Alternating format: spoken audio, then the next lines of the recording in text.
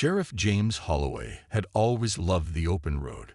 His job kept him busy, always dealing with problems, solving cases, and making sure the people in his county felt safe.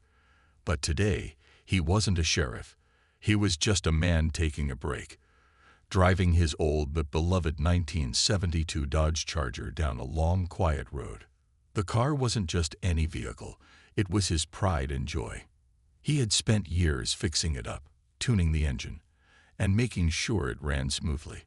The deep blue paint gleamed under the afternoon sun, and the sound of the roaring engine was like music to his ears. For once, he wasn't in uniform, carrying a badge, or worrying about work. He was just enjoying the ride. James had decided to take the back roads instead of the highway. He liked the slower pace, the fresh air, and the open fields stretching for miles. It reminded him of the days before he became sheriff, back when he was just a young officer learning the ropes. He smiled to himself, thinking about how things had changed over the years. As he drove, he noticed a car pulled over on the side of the road up ahead. 3 officers stood around it, talking to the driver. At first, he thought it was a routine traffic stop, but as he got closer, something didn't feel right. The officers weren't just talking. They looked aggressive. Their body language was tense, and the driver, a middle-aged man, seemed nervous. James slowed down, keeping his distance. He had been in law enforcement long enough to recognize when something was off. The way the officers leaned toward the driver, their hands resting near their belts, made him uneasy. He wasn't in his county, so it wasn't his place to interfere. But his instincts told him to stay alert.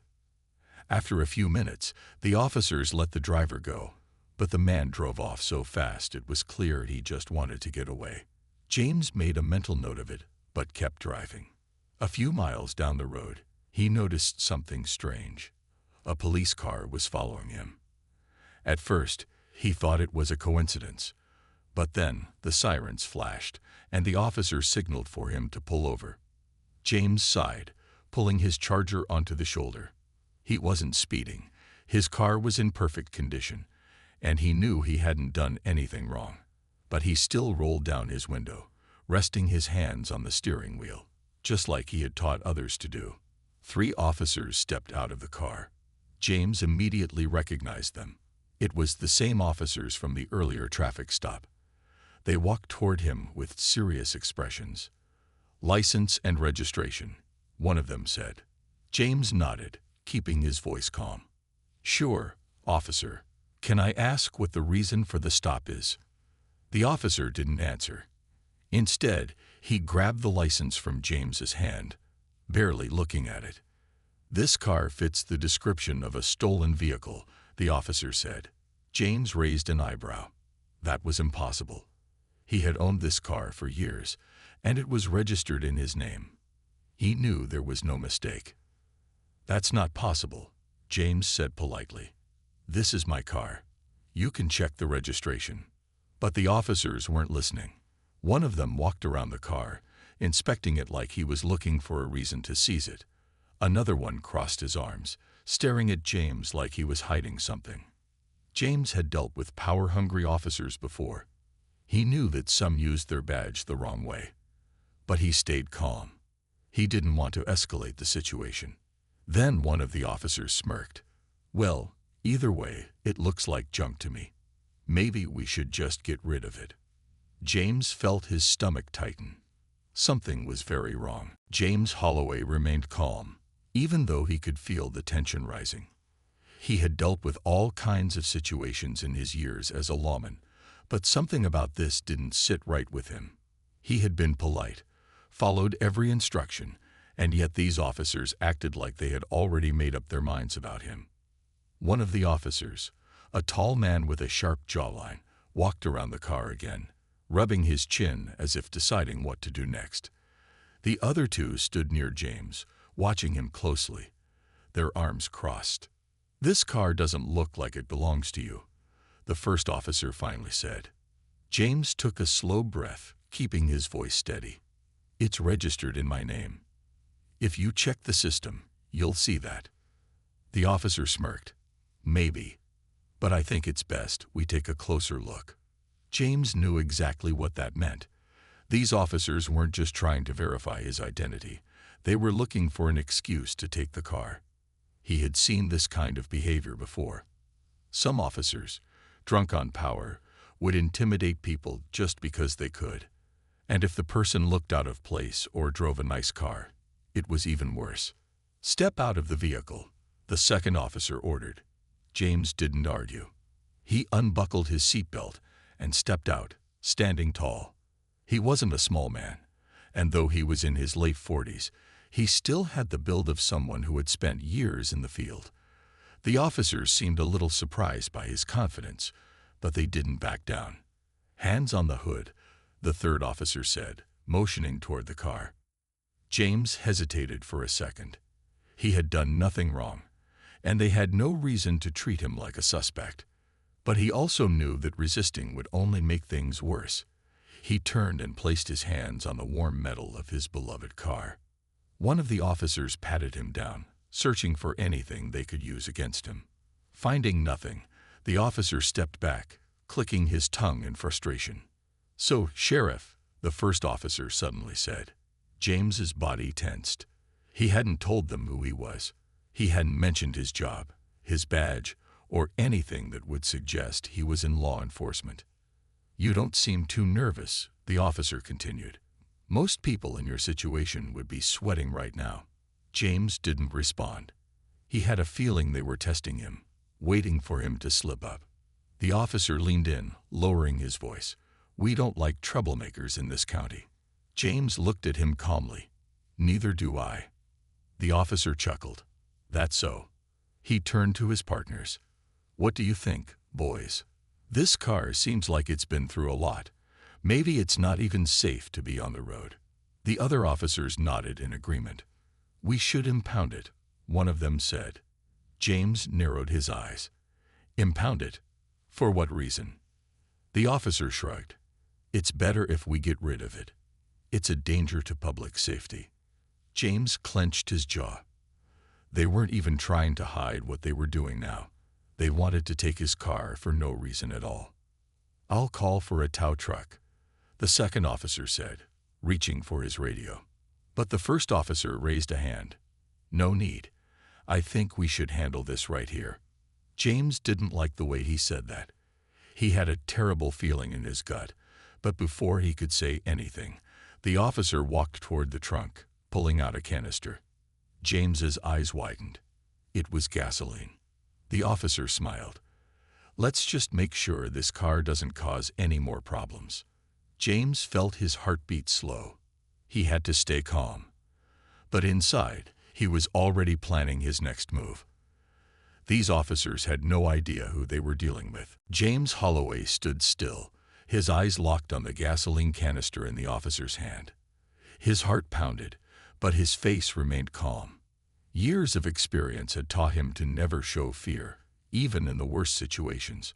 But inside, he knew things were about to take a dangerous turn. The officer held the canister like it was nothing, casually tilting it to let a few drops of gasoline spill onto the ground. The strong smell filled the air. The other two officers smirked, watching closely, waiting to see what James would do. James took a slow breath. "I don't think you want to do this," he said, keeping his voice steady. The officer raised an eyebrow. "Oh, and why's that?" James didn't answer right away. He knew revealing his identity too soon might make things worse. If these men were bold enough to do something like this, they weren't just ordinary officers following orders. They were used to getting away with things. The officer ignored James's warning and walked closer to the car. With one quick motion, he began pouring gasoline over the hood. The liquid spread fast, running down the sides of the car, soaking into the front grille. James clenched his fists, but he forced himself to stay still. One of the other officers chuckled. "What's the matter?" "Not so talkative anymore." James looked at them carefully. They weren't just trying to take his car. They were trying to send a message. Maybe they thought he was an outsider, someone passing through their county who wouldn't dare challenge them. Maybe they had done this before. The officer with the gasoline stepped back, admiring his work. "This old thing was falling apart anyway," he said. "Might as well get rid of it for you." James tightened his jaw. His Charger was more than just a car. It was a part of his life. He had spent years restoring it, piece by piece, working late into the night in his garage. It wasn't just metal and paint. It was memories. The first officer pulled out a matchbox, striking one against the side of the box. The tiny flame flickered, dancing in the wind. James took a step forward. "I wouldn't do that if I were you." The officer grinned. "And why not?" James held his gaze. "Because you don't know who I am." For a brief moment, the officers hesitated. But then, the one holding the match laughed. "It doesn't matter who you are. Out here, we make the rules." Before James could say another word, the officer flicked the match toward the car. The moment the flame touched the gasoline-soaked surface, fire roared to life. Bright orange flames spread across the hood, crawling up the windshield. The heat was instant, pushing back the air with its intensity. The officers stepped back, watching with satisfaction as the fire consumed the vehicle. James felt the heat on his face, but he didn't move. He didn't look away. The flames reflected in his eyes, but there was no panic, no fear, only cold, quiet anger. The officers turned to him, expecting to see shock or defeat. Instead, James just stood there, calm as ever. That's when they started to realize something was wrong. "Why aren't you saying anything?" one of them muttered. James looked at them one by one, his expression unreadable. Then, slowly, he reached into his back pocket and pulled out his badge. The fire crackled behind him as he held it up, letting the golden emblem catch the light.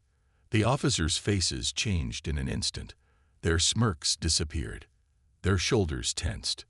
James finally spoke, his voice calm but firm. "My name is Sheriff James Holloway." He let the words sink in before adding, "And you just made the biggest mistake of your lives." The three officers stood frozen, their eyes locked on the golden badge in James Holloway's hand. The flames behind him roared louder, crackling as they devoured the car.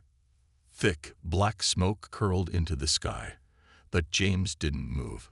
He didn't even flinch.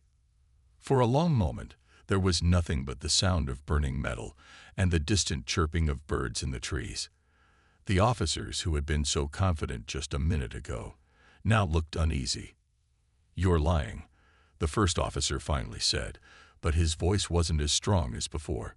James didn't respond. He didn't need to. He simply turned the badge slightly so the light hit it just right. The words engraved on it were clear as day.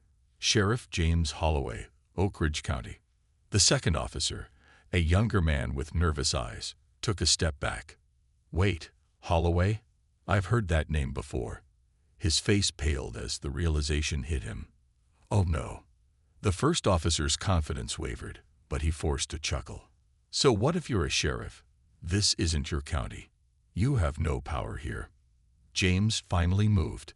He took a slow step forward, his eyes never leaving the officer's face. "You think that matters." His voice was low, steady, and dangerous. "You just set fire to a citizen's property for no reason. You abuse your authority. And you did it all while being recorded." The officer's head snapped up. "Recorded?" the third officer whispered. James reached into his jacket pocket and pulled out his phone.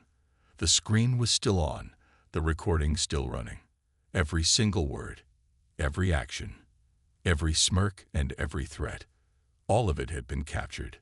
The officers exchanged quick, panicked glances. We can explain," the first officer stammered. "There was a misunderstanding." James raised an eyebrow. "A misunderstanding?" He turned slightly, gesturing toward the burning Charger. "So, you're telling me that was an accident?" The fire crackled loudly, as if mocking them. The second officer gulped. "Look, maybe we got a little carried away. But we thought." James cut him off. "No, you didn't think. You didn't check the registration. You didn't follow procedure. You didn't care. You just saw someone you thought you could push around. His voice grew colder. But you made one big mistake. The officers remained silent. James took another step forward, his presence towering over them. You picked the wrong man. The first officer's hands clenched into fists. All right, fine. Maybe we overreacted. But what are you gonna do about it? It's our word against yours. James almost smiled. Is it? He reached into his other pocket and pulled out his radio. In a calm, measured tone, he spoke into it. This is Sheriff Holloway. I need state police and internal affairs at my location immediately. I have a case of police misconduct, destruction of private property, and possible criminal activity. The first officer's face turned completely pale. Wait, what?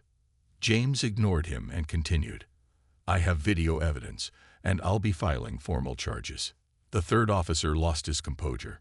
You can't do this. James looked at him, his expression unreadable. I'm not doing anything. He pointed at the burning car. You did this to yourselves.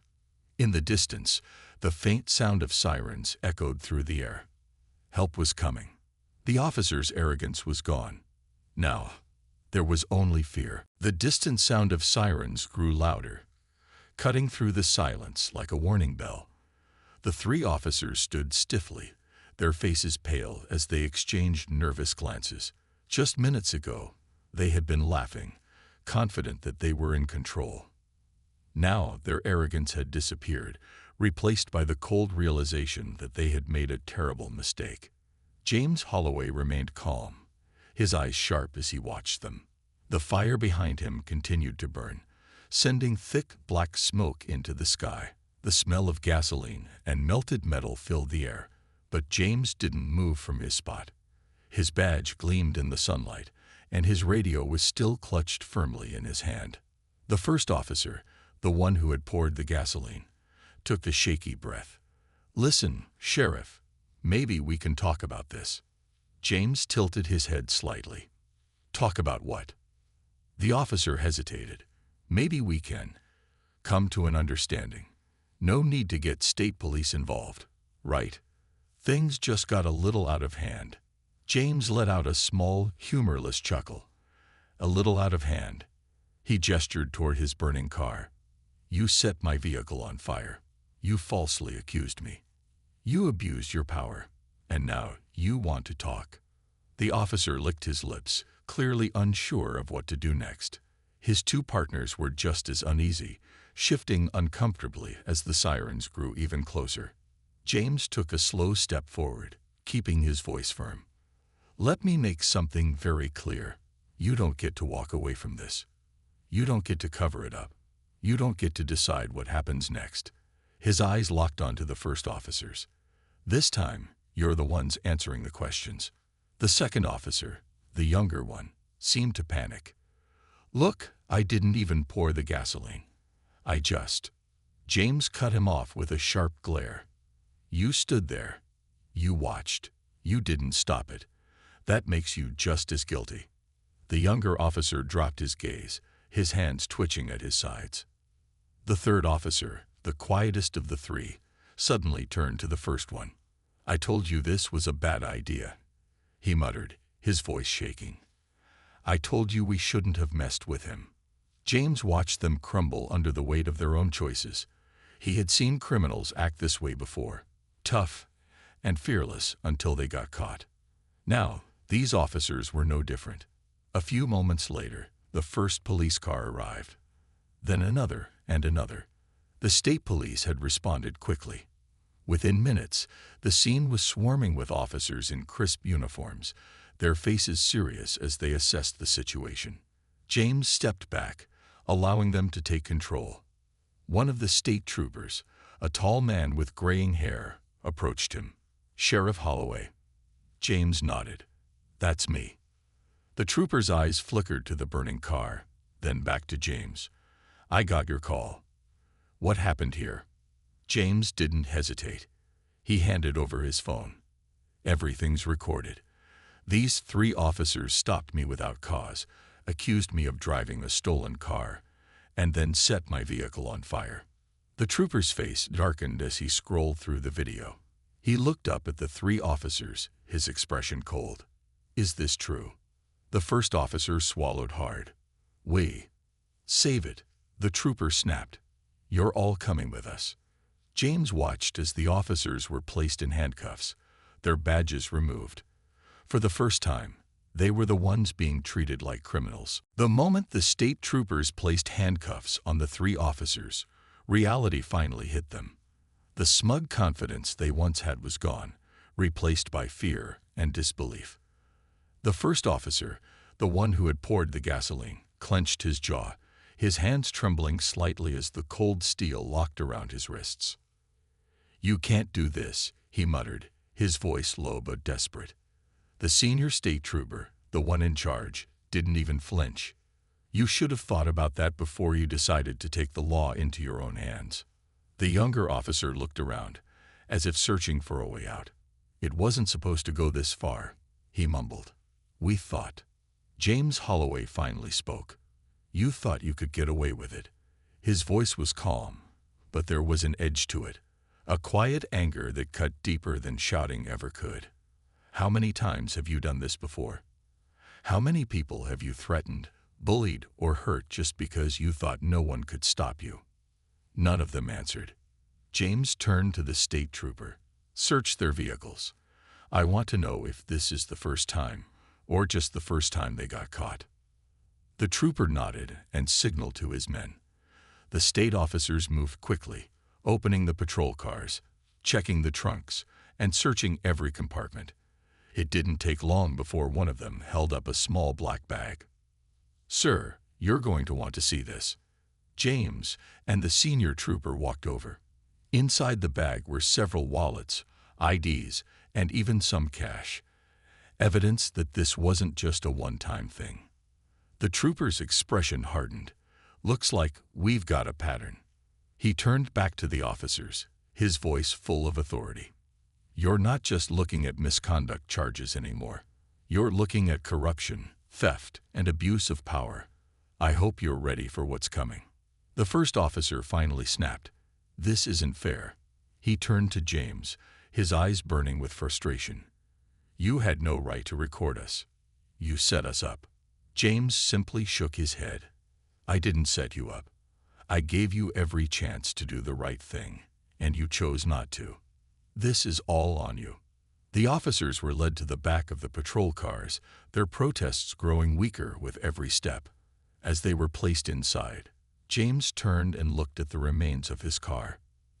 The fire had mostly died down, but the damage was done. The once beautiful black Charger was now nothing but a burned-out shell. A younger state officer walked up to him. "Sir, I'm really sorry about your car." James sighed, rubbing the back of his neck. "Yeah, me too." Another officer approached with a clipboard. "Sheriff Holloway, we'll need you to come down to the station to give a full statement. We'll handle the rest from here." James nodded. "I'll be there." As the troopers finished securing the scene, James took one last look at the arrested officers.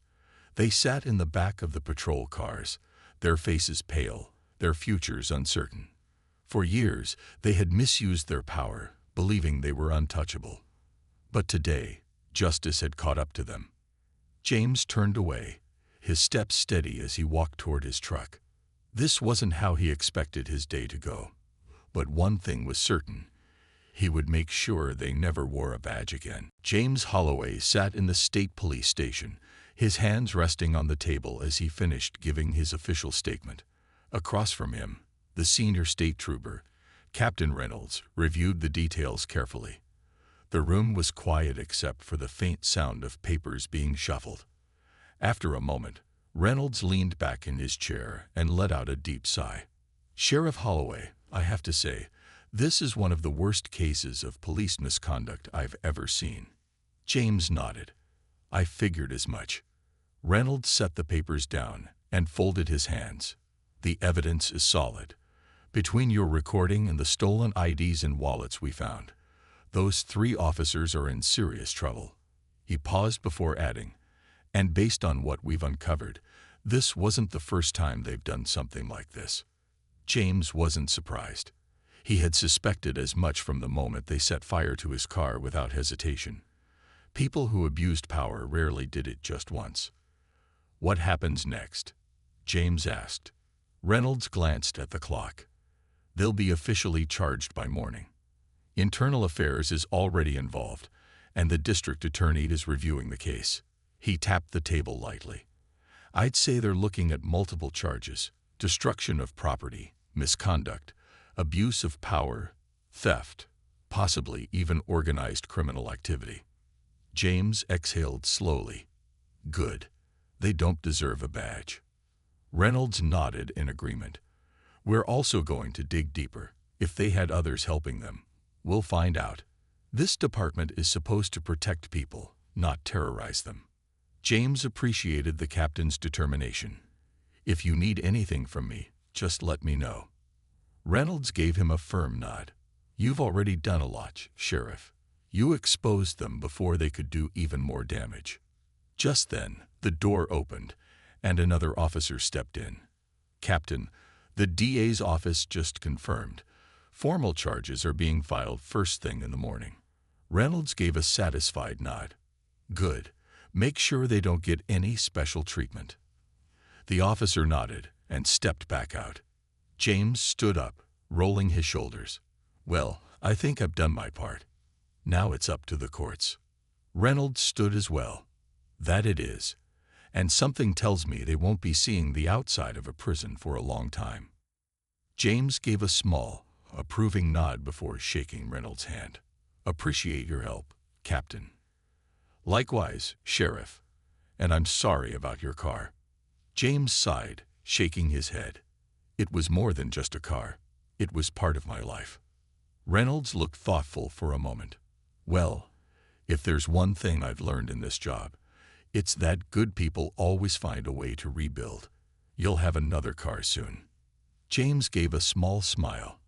"Yeah, but this time I'll be a little more careful about who's around it."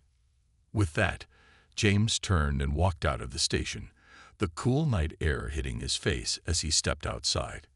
His car was gone, his day had been turned upside down, but at least justice was being served. As he made his way to his truck, he took a deep breath. This wasn't the end of the story. It was just the beginning of a lesson, for those officers and for anyone who thought they could misuse the badge without consequences. And James Holloway wasn't done making sure they learned it. The courtroom was silent as the judge flipped through the case files, her expression unreadable. The three former officers stood before her, dressed in plain suits instead of their uniforms. Gone were their badges, their weapons, and their authority. Now they were just defendants facing the consequences of their own actions. James Holloway sat in the front row, watching closely. He had been to many courtrooms before, but this time was different. This time, he wasn't here as an investigator or witness in another case. This time, it was personal. The prosecutor stood up and addressed the court. "Your Honor, the evidence against the defendants is overwhelming. The video recording, the recovered stolen items, and witness statements all confirm their actions. These men abused their power, terrorized innocent people, and destroyed private property." The defense lawyer shifted uncomfortably.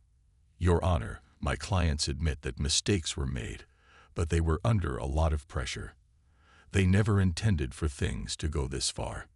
James narrowed his eyes. "Mistakes," he thought.